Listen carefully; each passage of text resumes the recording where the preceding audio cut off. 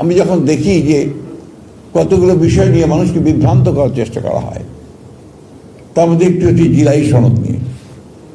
জুলাই সনদ আপনারা বের করুন, যেটা স্বাক্ষরিত সব রাজনৈতিক দলের, যেটা এগ্রিড, সেখানে কিন্তু পরিষ্কার করে বলা আছে যে যে বিষয়গুলোতে আমরা একমত হতে পারছি না রাজনৈতিক দলগুলো, তারা যদি নির্বাচনের মধ্য দিয়ে রাষ্ট্র পরিচালনার দায়িত্ব যায়, তাহলে তাদের ম্যানিফেস্টো অনুযায়ী তারা কাজ করবে।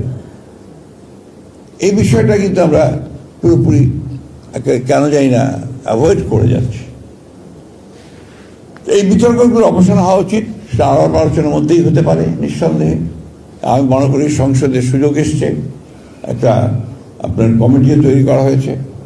বিরোধী দলের আমার আহ্বান থাকবে যে তারা আসবেন, এই কমিটিতে যোগ দিবেন এবং সংবিধানের যে বিষয়গুলো পরিবর্তন করা দরকার সেই পরিবর্তন করার তারা সহযোগিতা করবেন।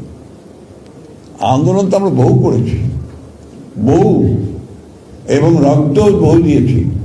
সেই একেবারে আমি তো বলি যে আমরা 46 সাল, তারও আগে থেকে 40 থেকে তিতুমিরের সময় থেকেই তো যুদ্ধ করছি, লড়াই করছি।